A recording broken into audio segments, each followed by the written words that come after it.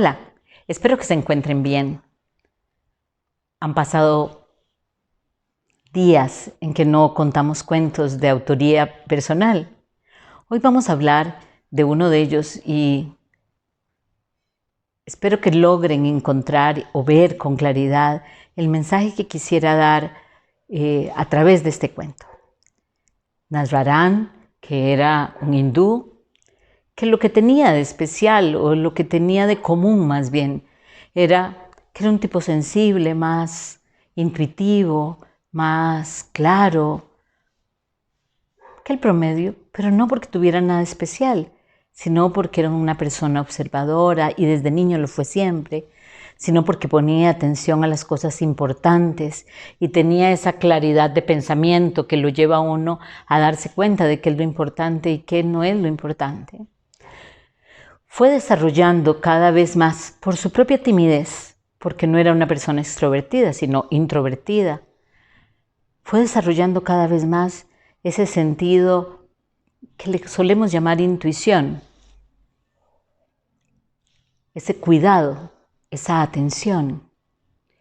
Y poco a poco, sus compañeros, sus amigos, sin él entender muy bien por qué, sin siquiera estar claro de qué era lo que pasaba, comenzaron de una u otra manera a pedirle consejo, a escucharle, y como era apasionado de las cosas que creía, de las cosas en las que pensaba, no de las que leía, sino de las que él intuía, las que él sacaba como conclusión, las cosas que él sabía dentro de sí, que eran sus sinos, sus ideas, sus creencias.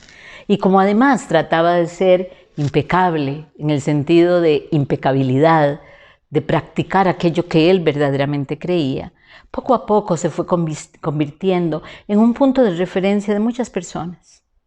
Esto no era nada ni que le gustara ni que no le gustara, sencillamente era lo que había. Y poco a poco también, sin tampoco darse mucha cuenta, comenzó a recibir gente en su casa que poco a poco hablaron con otros y esos otros comenzaron a venir también para preguntarle sobre ciertos temas, sobre ciertas cosas, observar cuál era el punto de vista de él que siempre era diferente al promedio. Y comenzaron así a hacer de él un gurú. Nasrarán, como les decía, no tenían pensado en ninguna parte convertirse en el gurú de nadie. De hecho, tampoco le gustaba tanto. No le gustaban las grandes cantidades de gente cerca de él, pero de alguna forma, algunos se fueron acercando a su alrededor y le fueron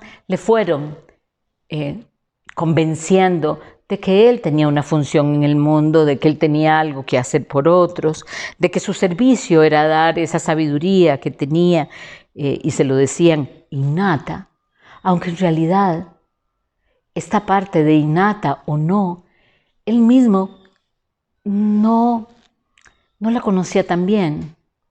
Por eso, a pesar de que daba consejos y ayudaba a muchas personas, que además se sentían muy satisfechas, que sentían que él tenía ese toque, esa sensibilidad, esa habilidad de poder llegar donde otros aparentemente no llegaban, tal vez porque lo veía con sus ojos todo y no con los ojos mediatizados de la formación académica. Él se fue convirtiendo en eso que ellos esperaban que fuera.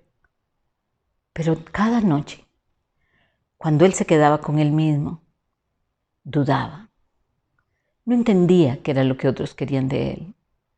No sabía qué era lo que era importante. Él solamente era un tipo que se sentaba a reflexionar, a meditar sobre las cosas que pareciera que son las cosas importantes de la vida, aunque también él podía observar que no mucha gente se dedicaba a pensar sobre eso. Estas cosas eran quién soy, cómo me coloco en el universo, en qué verdaderamente creo, qué de lo que yo creo lo vuelvo una realidad en mi vida y dirige mis acciones y mis escogencias y todas las cosas que vivo en el día a día. ¿Para dónde voy? ¿Qué estoy haciendo? ¿Qué parte del universo soy yo? ¿Creo en Dios o no creo en Dios? ¿Hay un Dios o no hay un Dios? Si ese Dios está, ¿qué relación tiene conmigo? Estas eran las preguntas que él se hacía diariamente, y poco a poco esas preguntas que lo llenaban de más dudas iban sirviéndole de información, de guía a otros. Pero él seguía sintiendo el mismo miedo, el mismo temor, las mismas dudas. Él no veía ninguna especialidad en él. De hecho, no pensaba que fuera especial en ningún sentido. Y le asombraba que tantas personas le siguieran. Le asombraba que tanta gente estuviera detrás de él. Le asombraba que tantas personas pusieran atención, cuidado y estuvieran dispuestos a donar, a sostenerlo, a mantenerlo en el transcurso de su vida, por consejos que para él eran el producto de sus reflexiones y el producto de su soledad. Cada día, cada noche, se sentía triste y solo. Se sentía tal vez diferente. No entendía por qué y no encontraba la respuesta que esperaba. Poco a poco, alguien le regala una propiedad con una construcción. Él se va a vivir ahí. Poco a poco también otros llegan a vivir ahí para hacerse discípulos de él. Tampoco era algo que él quería. Pero tal vez el mayor error que tuvo es que nunca confió lo suficiente en él como para detener a aquellos que venían detrás de él. Ellos se convirtieron en sus discípulos y él, sin darse cuenta, comenzó a tratar de enseñarles aquello que para él eran las reflexiones de cada día. No tenía temor, eso sí, en creer una cosa hoy y un año después creer otra, porque él estaba claro que lo que él practicaba y de lo que él se hacía cargo era de aquellas conclusiones a las que él llegaba por su propio proceder. La propiedad estaba como a unos 300 metros de un río. Ese río estaba lleno de lagartos.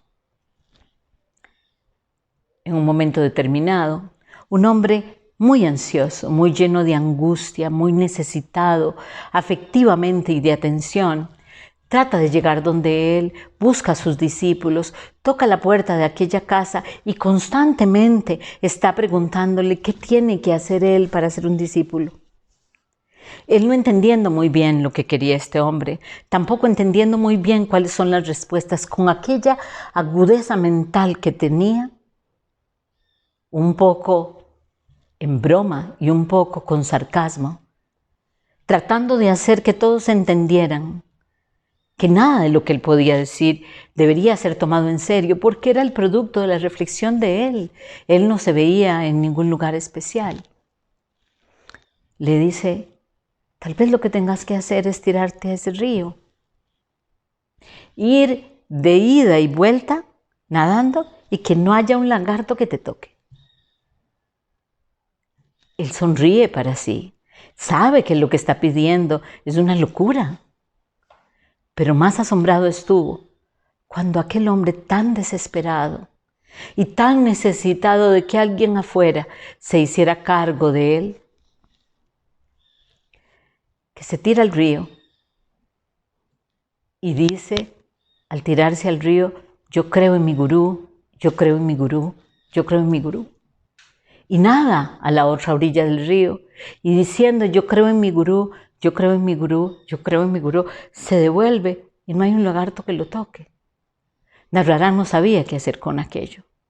No entendió que hubiera tanta torpeza en la mente de alguien que pudiera creer que eso era posible. Y más asombrado estuvo cuando otros, todos los discípulos que estaban ahí, se enfilaron quitándose la ropa para hacer exactamente lo mismo. Él no podía creer esto. Los observaba y no entendía qué estaban haciendo. Cuando todos los 10 o 12 discípulos se lanzaron al río y se devolvieron todos diciendo: yo creo en mi gurú, yo creo en mi gurú, yo creo en mi gurú, y ningún lagarto los tocó para nada. Él, que era un hombre que dudaba constantemente, se paró a orillas del río y, respirando profundamente, también se quitó la ropa, se tiró al río y dijo: yo creo en mí, yo creo. Y nunca pudo terminar su frase porque los lagartos se le comieron. Tenemos que aprender a tener cuidado Tenemos que aprender a ser respetuosos con las cosas que nosotros creemos. No podemos responsabilizarnos por lo que otros creen de lo que nosotros decimos, pero tenemos que aprender a responsabilizarnos de quiénes somos. No podemos lanzarnos al río si en realidad no creemos en nosotros. Muchas gracias.